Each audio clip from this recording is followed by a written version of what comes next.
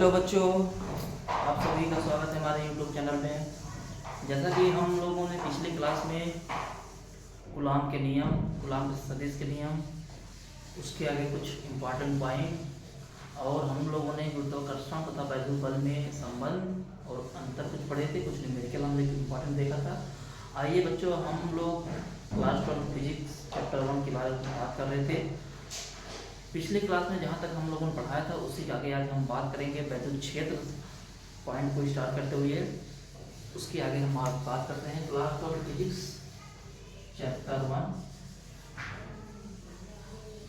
ठीक बच्चों, चैप्टर 1 हमारा है वैद्युत क्षेत्र। अब आगे यहाँ से हम बात करेंगे जो हमारे यहाँ से टॉपिक है वैद्युत क्षेत्र। वैद्युत क्षेत्र, इलेक्ट्रिक फील्ड, इलेक्ट्रिक फील्ड के बारे में हम लोग बात करेंगे आज, जो इम्पोर्टेंट टॉपिक है। तो पहले हम इसकी परिभाषा सुनते हैं। इसका परिभाषा कहता है वैद्युत क्षेत्र जो हमारा होता है, इसके बारे में बात करते हैं। किसी आवेश के चारों ओर, किसी आवेश के चारों ओर का वह क्षेत्र जिसमें, एक पहले हम बात कर लेते हैं एकांक आवेश हमारा क्या होता है। एक हम एकांक आवेश के बारे में बात करेंगे। एकांक आवेश जिसको हम बोलते हैं टेस्ट चार्ज, या इसी को हम लोग परीक्षण आवेश भी बोलते हैं। परीक्षण आवेश, ठीक है। इसे तीनों नाम से बोल सकते हैं। एकांक आवेश भी पढ़ेंगे, इंग्लिश में इसको टेस्ट चार्ज बोलते हैं, और परीक्षण आवेश भी इसको कहते हैं। इसको हम लोग क्यू नॉट से प्रदर्शित करते हैं। क्यू नॉट से इसकी जो वैल्यू होती है हमेशा एक ली जाती है, क्योंकि ये एकांक होता है। ये सिर्फ जो बल लगाएगा सिर्फ एक ही आवेश पर बल लगाता है, इसलिए इसको एकांक आवेश या परीक्षण आवेश बोलते हैं। इसको टेस्ट चार्ज बोलते हैं, ठीक है। तो वैद्युत क्षेत्र जो हमारा होता है किसी आवेश के चारों ओर, मान लीजिए हमारा कोई आवेश है, ठीक है, तो क्यों मान लेते हैं, इसके चारों ओर का वह क्षेत्र, ठीक है, इसके चारों ओर का वह क्षेत्र है जिसमें स्थित है, जिसमें कोई एकांक आवेश हमारा क्यू नॉट हमारा परीक्षण आवेश है, एकांक आवेश स्थित है, ठीक है। इस आवेश के कारण इस पे जो बल लग रहा है, इस पे जो बल का अनुभव हो रहा है उसे हम वैद्युत क्षेत्र कहते हैं, ठीक है बच्चों।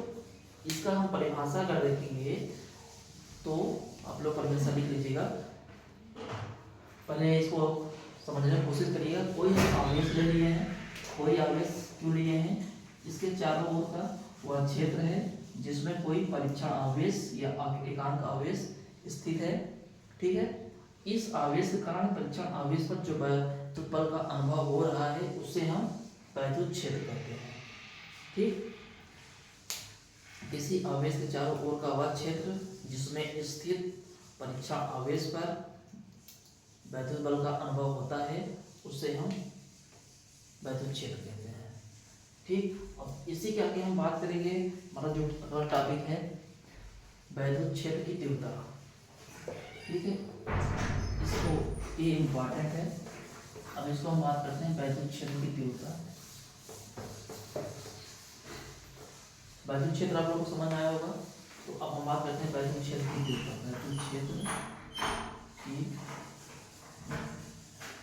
तीव्रता, ठीक। वैद्युत क्षेत्र की तीव्रता पढ़ेंगे जो इम्पोर्टेंट है। अब इसके बारे में बात करेंगे। वैद्युत क्षेत्र के अंतर्गत, वैद्युत क्षेत्र के अंतर्गत किसी बिंदु आवेश पर वैद्युत क्षेत्र की तीव्रता उस बिंदु पर रखे परीक्षण आवेश पर वैद्युत बल तथा परीक्षण आवेश के अनुपात को वैद्युत क्षेत्र की तीव्रता कहते हैं। इसे ई से प्रदर्शित करते हैं। इसका हम जो परिभाषा होता है लिख दे रहे हैं, एक लाइन आप लोग लिख लीजिएगा। वैद्युत क्षेत्र के अंतर्गत, वैद्युत क्षेत्र के अंतर्गत किसी बिंदु पर वैद्युत क्षेत्र के अंतर्गत किसी बिंदु पर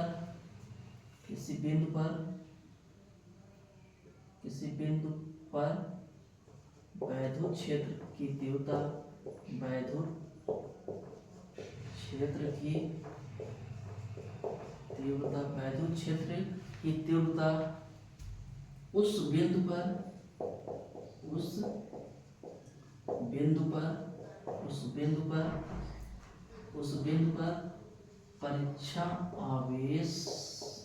उस बिंदु पर परीक्षण आवेश पर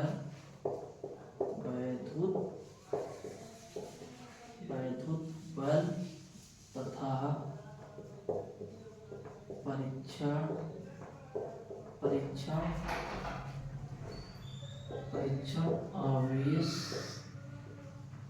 के अनुपात हो वैद्युत क्षेत्र की तीव्रता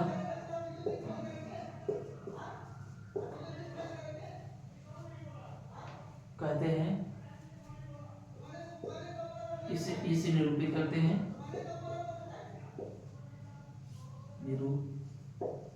इसे निरूपित करते हैं। इसका जो परिभाषा होता है E = F0/Q।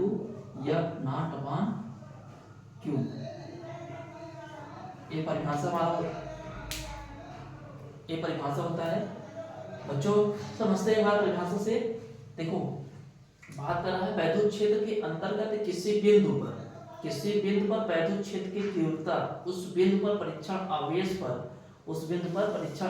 वैद्युत बल तथा परीक्षण आवेश के अनुपात को वैद्युत क्षेत्र की तीव्रता कहते हैं। मान लीजिए कि हमने कोई आवेश ले लिया, Q ले लिया है, और हमने कोई पॉइंट P ले लिया है। क्या ले लिया है? Point P। इस पे जो परीक्षण आवेश रखा हुआ है Q0 है। ठीक, यहाँ पे Q, यहाँ पे चार्ज Q मान लेते हैं। ठीक है, हमने क्या ले लिया? एक पॉइंट P ले लिया है जिसपे परीक्षण आवेश हमारा स्थित है। ये कहाँ पे है? वैद्युत क्षेत्र के अंतर्गत, मतलब इसको हम मान लेते हैं वैद्युत क्षेत्र। ठीक है, वैद्युत क्षेत्र के अंतर्गत किसी बिंदु हमारा जो P है जिसपे रखा परीक्षण आवेश कौन है? रखा परीक्षण आवेश Q0 है। ठीक है, Q0 परीक्षण आवेश तथा वैद्युत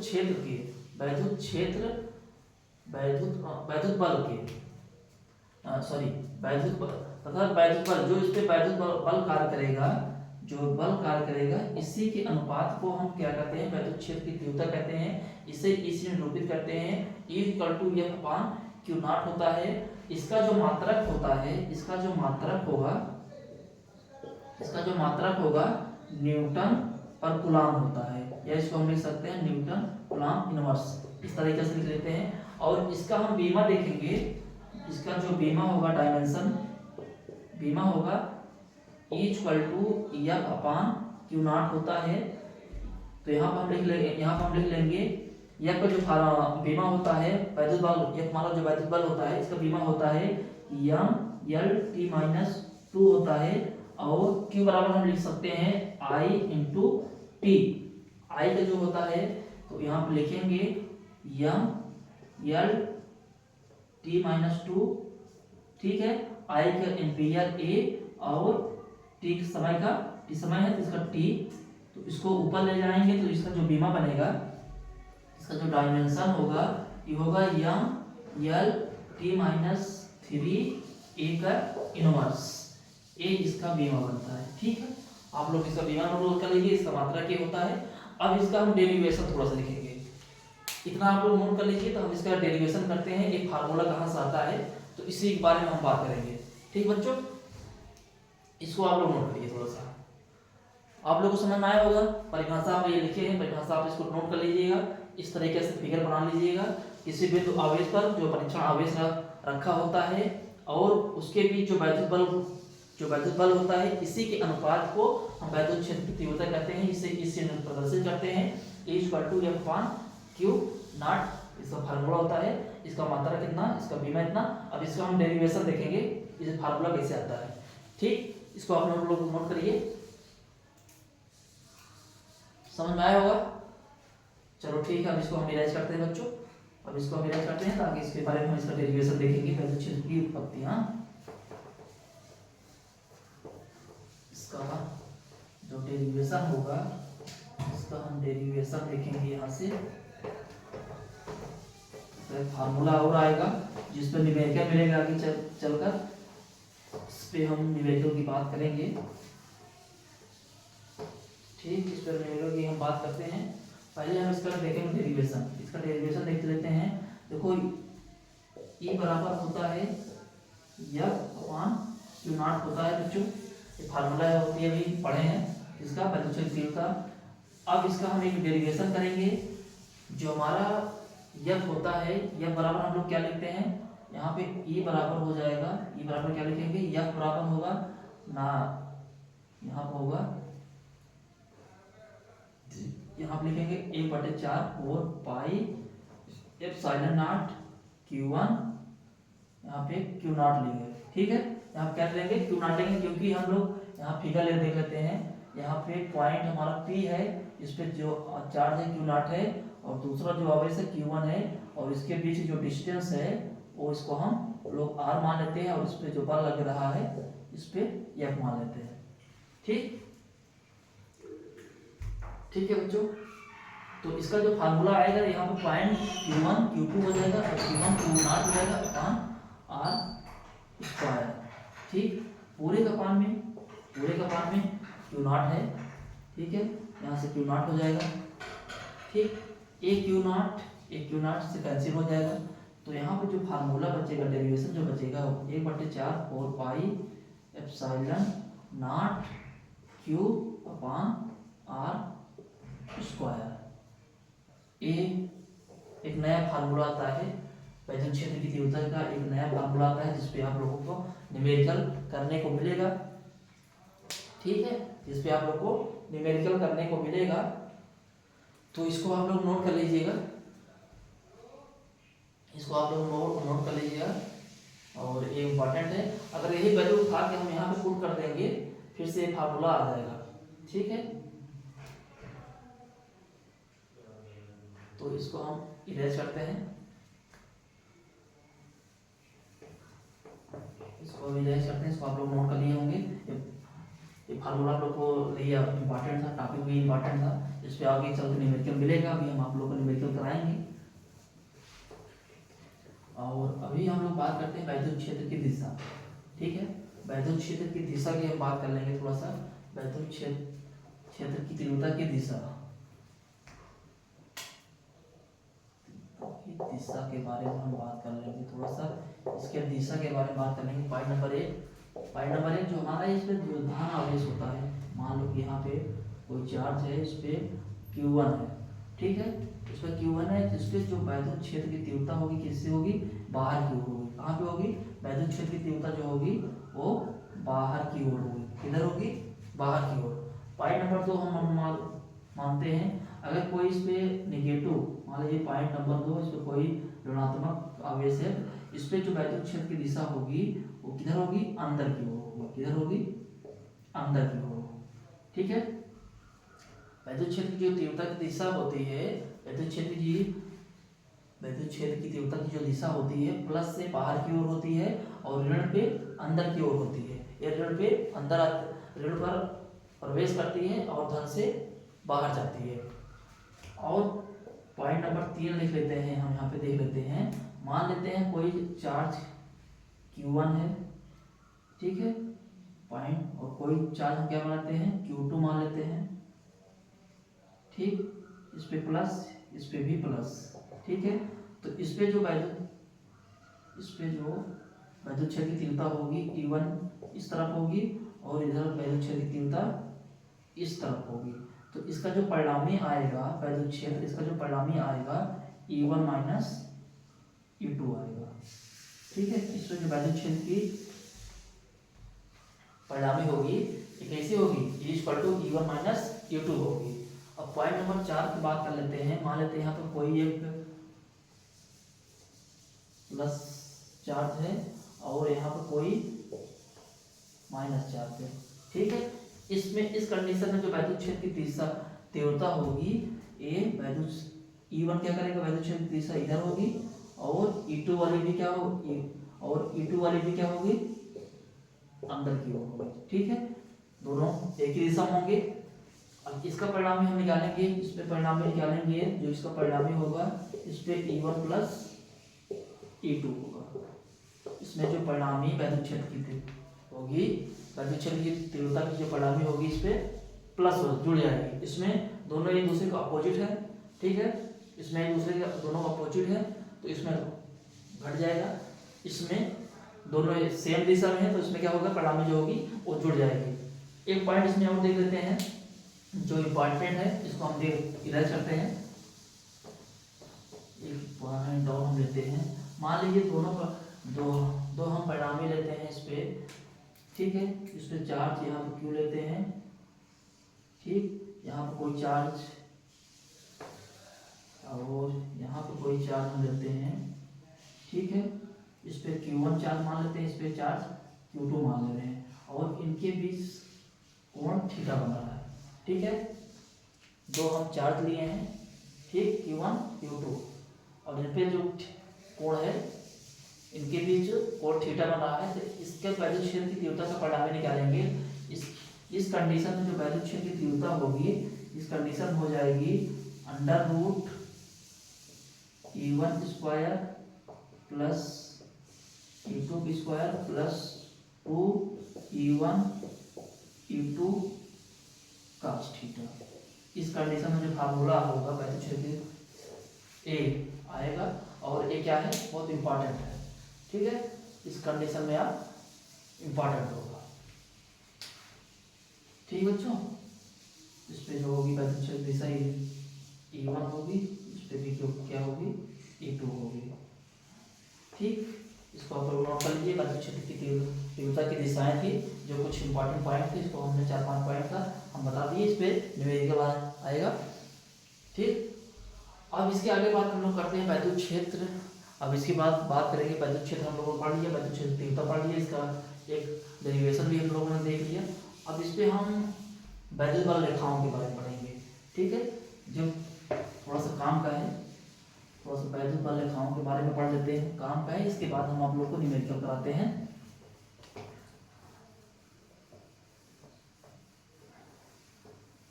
बच्चों आप लोग को समझ में आ रहा होगा, आप लोग को समझ में आ रहा होगा।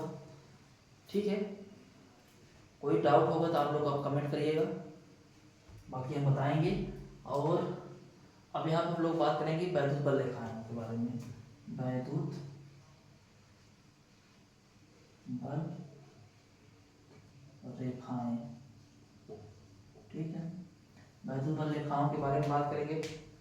ठीक है, वैद्युत बल रेखाओं की बात करेंगे। पहला पॉइंट होता है इसमें, वैद्युत बल रेखाएं हुए काल्पनिक वक्र होती हैं। वैद्युत बल रेखाएं हुए काल्पनिक वक्र होती हैं जिसके किसी बिंदु पर खींची गई स्पर्श रेखा, जिसके किसी बिंदु पर खींची गई स्पर्श रेखा वैद्युत क्षेत्र की दिशा को निरूपित करती हैं। यहाँ पे हम लिख दे रहे हैं पॉइंट नंबर 1, वैद्युत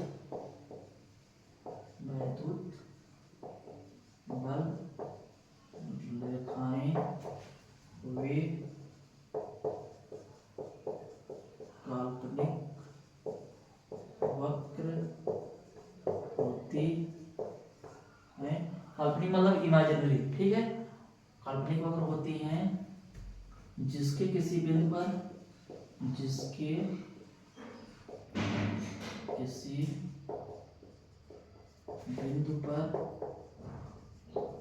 खींची गई स्पर्श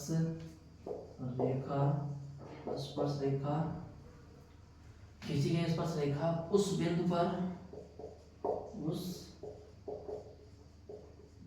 पर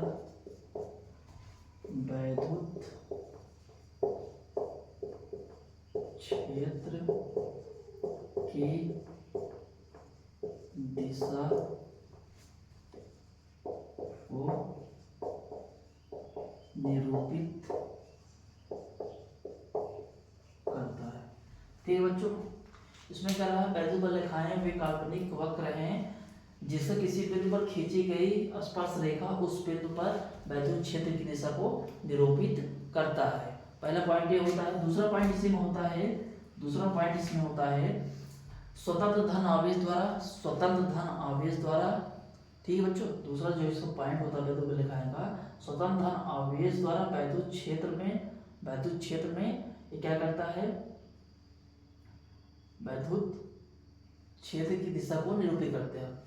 वैद्युत बल रेखाएं द्वारा वैद्युत बल स्वतंत्र धन आवेश द्वारा खींची गई स्पर्श रेखा वैद्युत क्षेत्र की दिशा को निरूपित करता है, वैद्युत बल रेखाओं को निरूपित करता है। ठीक। दूसरा जो पॉइंट होता है इसमें स्वतंत्र धन आवेश द्वारा वैद्युत क्षेत्र द्वारा खींची गई स्पर्श रेखा वैद्युत बल रेखाओं को निरूपित करता है। दूसरा पॉइंट ये होता है वैद्युत बल रेखाएं होती हैं हमारी, इसमें 2 पॉइंट होती हैं। अब हम वैद्युत बल रेखाओं के गुण के बारे में बात करेंगे जो इम्पॉर्टेंट है, जो एग्जाम में IIT नीट वगैरह में ही आते हैं। इसके आगे हम वैद्युत बल रेखाओं के गुण के बारे में पढ़ेंगे जो बहुत इंपॉर्टेंट है। चलिए तो हम आगे इसके आगे बात करते हैं। वैद्युत बल रेखाओं के गुण। वैद्युत बल रेखाओं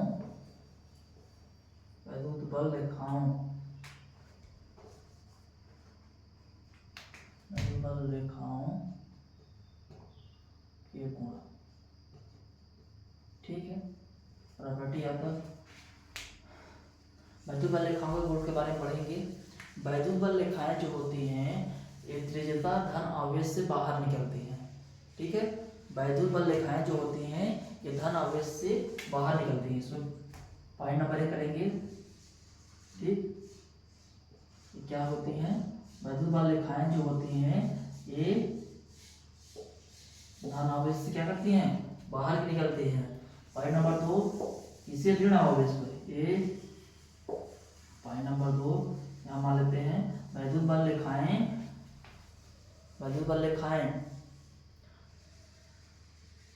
ऋण, ठीक है, ऋण आवेश पर ये अंदर की ओर प्रवेश करते हैं। वैद्युत बल रेखाएं धन आवेश से बाहर की ओर निकलती हैं, जबकि ऋण आवेश पर ये अंदर की ओर प्रवेश करती हैं। ठीक है, जबकि क्या करती हैं, ऋण आवेश पर अंदर की ओर प्रवेश करती हैं। ठीक, यहाँ पे ये अंदर की ओर होगा। वैद्युत बल रेखाएं पॉइंट नंबर 1 कहता है वैद्युत बल रेखाएं धन आवेश से बाहर की ओर निकलती हैं, जबकि वैद्युत बल रेखाएं ऋण आवेश पर ये अंदर की ओर आते हैं। ठीक, ये 2 पॉइंट आप लोग समझ गए होंगे।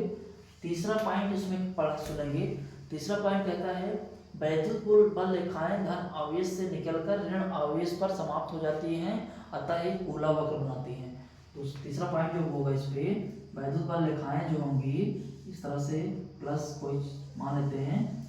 ठीक, अब यहाँ पर कोई माइनस नेगेटिव ले लेते हैं। तो वैद्युत बल जो रेखाएं होंगी वो धन आवेश से निकलेंगी और क्या करेंगी, ऋण आवेश पर जाके समाप्त हो जाएंगी। क्या करेंगी, इस तरह से धन आवेश से निकलेंगी और ऋण आवेश पर जाकर समाप्त हो जाएंगी, अतः ये गोला वक्र बनाते हैं। इस तरह से फिगर बनाती हैं। ठीक, पॉइंट नंबर 3 आ गया उनमें। अब पॉइंट नंबर 4 बात करते हैं। बात करते हैं वैद्युत बल रेखाएं एक दूसरे को कभी काटती नहीं है। क्यों, वैद्युत बल रेखाएं जो होती हैं, जैसे मान लीजिए ये वैद्युत बल रेखाएं हो गए पॉइंट नंबर 1 और पॉइंट ये हो गया। ठीक है, वैद्युत बल रेखाएं लाइन इसको 1 मान लेते हैं, लाइन 1 हो गया, ये सेकेंड लाइन हो गया। ठीक है, पहला लाइन दूसरा लाइन। इस प्रकार से जो हमारी वैद्युत बल रेखाएं होती हैं इस प्रकार से एक दूसरे को कभी काटती नहीं है। अगर काटेंगे तो कटान बिंदु पर दो वैद्युत क्षेत्र की दिशाएं हो जाएंगी, जो संभव नहीं है। ठीक है, इस तरह से एक दूसरे को काटती नहीं है। समझ में आया? इस तरह से वैद्युत बल रेखाएं जो होती हैं काटती नहीं है। अगर काटेंगे तो वहां पे वैद्युत क्षेत्र की 2 दिशाएं उत्पन्न हो जाएंगी, जो कि संभव नहीं है। और पॉइंट नंबर 5 की बात करते हैं। वैद्युत बल रेखाओं के गुण की 5 बात करते हैं। वैद्युत 5 जो पॉइंट कहता है इसमें 5 जो पॉइंट कहते हैं वैद्युत बल रेखाएं जब समान दूरी पर होती हैं, कब जब क्या होती हैं, समान दूरी पर होती हैं, तो वहाँ वैद्युत क्षेत्र की तीव्रता समान होती है।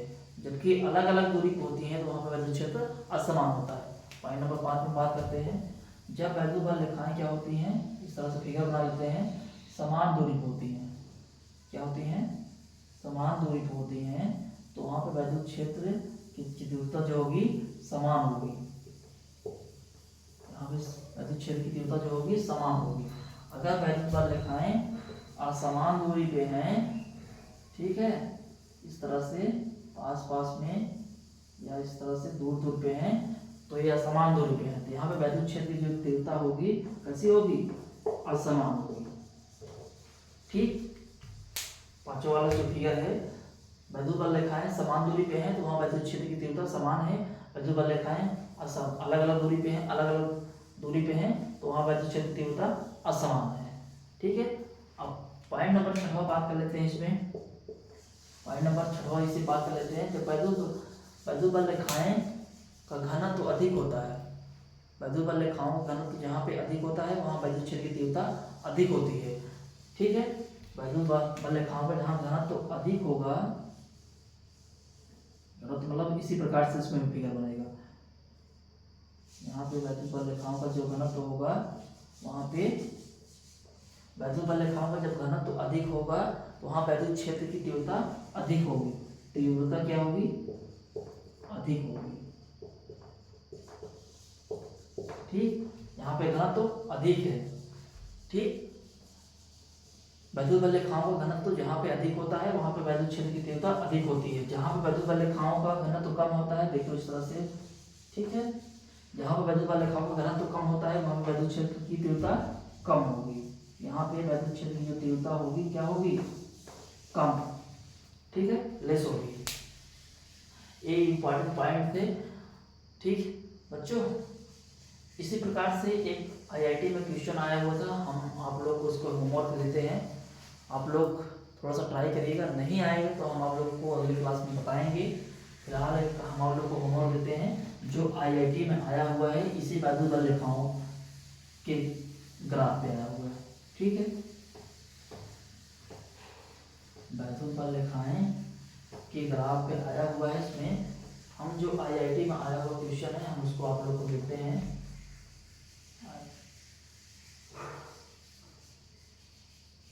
आईआईटी में आया हुआ है, ठीक है, आईआईटी में आया हुआ है क्वेश्चन, इस पे हम आप लोग को एक क्वेश्चन देते हैं। ठीक, आप लोग इसको ट्राई करिएगा, इसके बाद हम अगली क्लास में इसको हम आप लोग को बताएंगे। ठीक है, देखो इसमें 4 लाइन दी गई होंगी या 4 विकल्प दिए होंगे। ठीक है, उसी को आपको बताना है। फिलहाल हम आपको यहाँ फिगर बना दे रहे हैं, फिगर हम लोग को देख के बताना है। भी जस्ट ये भी वैद्युत बल रेखाओं की गुण के बारे में हमने पढ़ाया है, इसी पे आपको क्वेश्चन है, आप लोग करिएगा, तो हमें नहीं आएगा तो हम अगली क्लास में आप लोग को बताएंगे। इस तरह से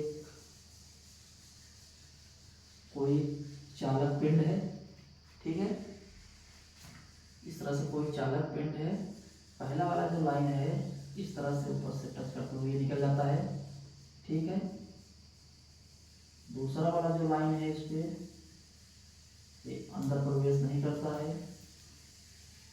ठीक, इस तरह से, और तीसरा वाला जो लाइन है इस तरह से जाता है, और जो चौथा वाला लाइन है इस तरह से जाके ये अंदर भी प्रवेश नहीं करता है, और इस तरह से क्या करता है, वापस आ जाता है। लाइन फर्स्ट, ये लाइन सेकेंड, लाइन थर्ड और लाइन फोर्थ आप लोग को बताना है इस पे। ठीक है, आप लोग को ये 4 लाइन दिए गए हैं, इस फिगर को देख के बताना है आपको इसमें कौन सी लाइन इसमें सही है। ठीक है, कौन सी लाइन इसमें सही है। एक क्वेश्चन आईआईटी में आया हुआ था। ठीक, तो आप लोग को इसको सॉल्व करके बताना है, नहीं आएगा तो हम अगली क्लास में इसको हम सॉल्व करेंगे। फिलहाल आप लोग को भी हम इसको होमवर्क देते हैं, आप लोग इसको ट्राई करिएगा। वैद्युत बल रेखाओं के गुण पर ही क्वेश्चन है, इसको आप सॉल्व करिए, उसके बाद हम आप लोग को इस अगले क्लास में इसको हम बताएंगे। आज की क्लास को हम यहीं पे रोकते हैं। ठीक है बच्चों, तो अगले क्लास में हम कुछ इंपॉर्टेंट न्यूमेरिकल ही कराएंगे, उसके बाद एक दो डेरिवेशन करेंगे, उसके बाद फिर हम लोग गॉस के नियम पे पहुंच चलेंगे। ठीक, तो फिलहाल आप लोग इसको पहले ट्राई करिएगा, नहीं आएगा तो हम कुछ इंपॉर्टेंट डाउट इस पर हम न्यूमेरिकल कराएंगे। आज की वीडियो को हम यहीं पे स्टॉप करते हैं, रुकते हैं। धन्यवाद।